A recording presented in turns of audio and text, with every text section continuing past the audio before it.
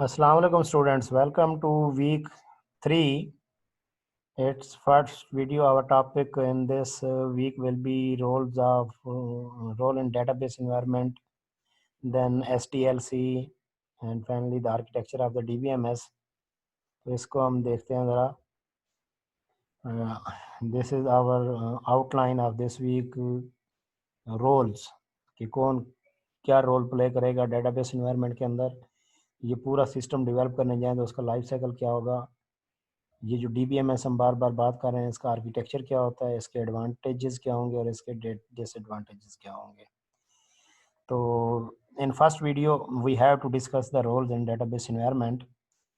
तो पूरे database environment के अंदर हमारे पास जो रोल्स होते हैं वो ये लिस्ट ऑफ रोल्स हैं, जिसमें डाटा एडमिनिस्ट्रेटर होता है, डेटाबेस एडमिनिस्ट्रेटर होता है, डेटाबेस डिज़ाइनर होता है. डेटाबेस डिज़ाइनर आपके पास दो टाइप के हो सकते हैं, logical database designer, physical database designer होता है. एप्लीकेशन डेवलपर होता है, एंड यूज़र होता है. एंड यूज़र दो टाइप का हो सकता है, नया और सोफिस्टिकेटेड. ये दफ़ा पहले भी डिस्कस कर चुके हैं हम जब हमने कंपोनेंट्स डिस्कस किए थे वीक 2 में. So come to the point, one by one इनको हम डिस्कस करते हैं. डाटा एडमिनिस्ट्रेटर तो associated with the management and control of data, मतलब जो मैनेजमेंट टॉप लेवल का होता है, जो डाटा को कंट्रोल कर रहा होता है, एथोराइजेशन कंट्रोल कर रहा होता है, डाटा की डेफिनेशन बता रहा होता है, तो उसको हम डाटा एडमिनिस्ट्रेटर कहते हैं. Responsible for the management of data resources including data planning, development, maintenance, standard, policies, procedures. तो मतलब जो ऑर्गेनाइजेशन के प्रोसीजर्स जानता होता है, ऑर्गेनाइजेशन की नौ हाउ होनी चाहिए, डिटेल में उसे पता होना चाहिए क्या डाटा है, किस टाइप की क्यूरीज आएंगी, कितने यूजर्स होंगे. ये सारी इंफॉर्मेशन किसके पास होती है, डाटा एडमिनिस्ट्रेटर के पास होती है. कंट्रोल भी वही बताएगा जो हमने कहा था, कंट्रोल एक्सेस, किसको कितना एक्सेस देना है. ये जो स्टैंडर्ड्स, जो प्रोसीजर्स डिफाइन करेगा वो डाटा एडमिनिस्ट्रेटर होगा. Data administrator consult with and advises senior manager, top level के जो होते हैं, जो एक्चुअली पॉलिसीज मेकर्स होते हैं, उनके साथ कंसल्ट कर रहा होता है. And data administrator ensure direction of database development will ultimately support corporate objectives. Objectives को मीट करने के लिए इसने वो सारा करना होता है. तो इसका हम डिफरेंस जब डेटाबेस एडमिनिस्ट्रेटर के साथ देखेंगे थोड़ा सा फिर आपको कवर होगा. डाटा एडमिनिस्ट्रेटर क्या होता है, वो फिजिकल रियलाइजेशन, ये आपका जो है ना लॉजिकल होता है, वो फिजिकल की कैसे क्रिएट करना है. सपोज करें ये कहता है जी मेरे पास नेम होगा, नेम होगा जी, नेम में आपके पास करेक्टर टाइप का डाटा आएगा. तो यहाँ पर एक्चुअली जो डाटा बेस एडमिनिस्ट्रेटर होगा वो कहेगा कि जब आप फिजिकली डाटा मेमोरी के अंदर स्टोर करने जाएंगे तो यहाँ पे ये एक्चुअली हम ऐसे कह सकते हैं, ये आपको कहेगा व्हाट टू डू और ये आपको बताएगा how to do. Wish list देगा ये डाटा एडमिनिस्ट्रेटर, उस विश लिस्ट को कंप्लीट करेगा डेटाबेस एडमिनिस्ट्रेटर. ये बताएगा कि एक स्टूडेंट 6 कोर्स ले सकता है, ये एक्चुअली फिजिकली इंप्लीमेंट करके देगा कि एक स्टूडेंट 6 से ज़्यादा कोर्स नहीं ले सकेगा. ये बताएगा कि आपके पास जो सेल है, सेल के ऊपर जो प्रॉफिट है वो 5% है, ये आपको इम्प्लीमेंट करके देगा. तो रिस्पॉन्सिबल ये आपको बताएगा कि लेट फी के ऊपर फाइन होना है, और ये आपको इम्प्लीमेंट करके देगा कि डेट ओवर हो जाएगी तो फाइन इम्प्लीमेंट हो जाएगा. तो सिर्फ ये डिफरेंस होता है. Data administrator how to do, what to do, wish list देगा, और डाटाबेस एडमिनिस्ट्रेटर उस विश लिस्ट को कंप्लीट करेगा.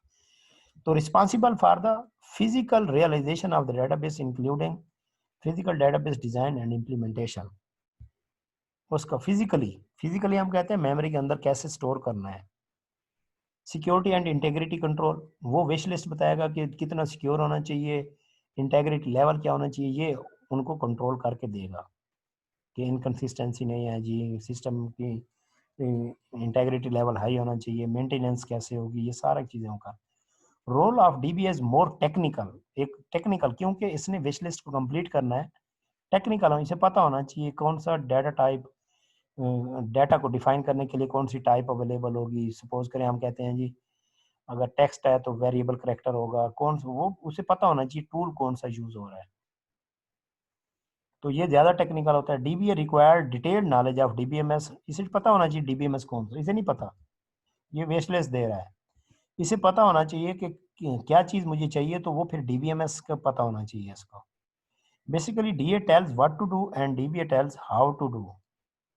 तो ये आपके पास दूसरा रोल है डेटाबेस एडमिनिस्ट्रेटर। तीसरा रोल होता है डेटाबेस डिजाइनर का। तो database designer can be further categorised as, आपके पास क्या हो सकता है, डिजाइन बनाना है आपने, जो कि आप 5th वीक से बनाना शुरू करेंगे, लॉजिकल डिजाइन बनाएंगे, फिर 13 में जाके आप फिजिकल डिजाइन बनाएंगे। तो 5 to 12 तक आपका लॉजिकल डिजाइन ही चलेगा।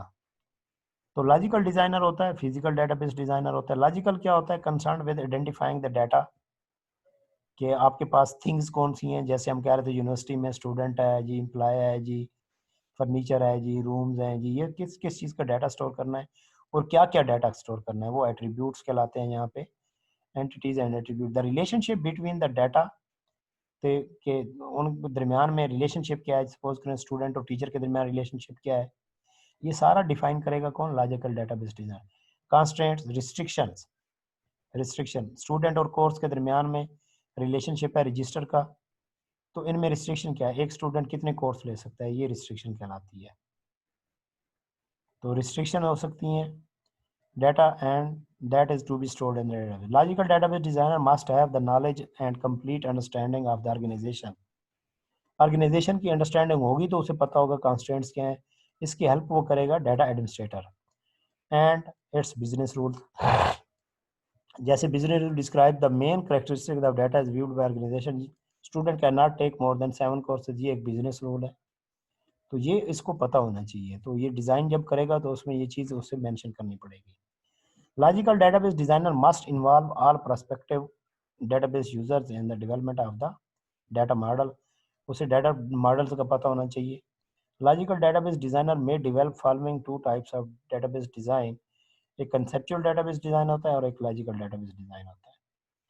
Implementation of independent, ये जो conceptual होता है वो target DBMS का कोई पता नहीं होता, application program नहीं पता होती, programming language, लेकिन logical database design target specific and model such as relational model होता है। तो जो कंसेप्चुअल होता है जैसे ईआरडी है वो डीबीएमएस का नहीं पता होता, लेकिन रिलेशनल मॉडल के लिए डीबीएमएस पता होना चाहिए। उसके बाद आता है फिजिकल डेटाबेस डिजाइनर। अब जो इसने लॉजिकल पेज के ऊपर बना के दिया है, फिजिकल डेटाबेस डिजाइनर का क्या काम होता है, फिजिकली मेमोरी के अंदर कैसे वो रियलाइज होगा।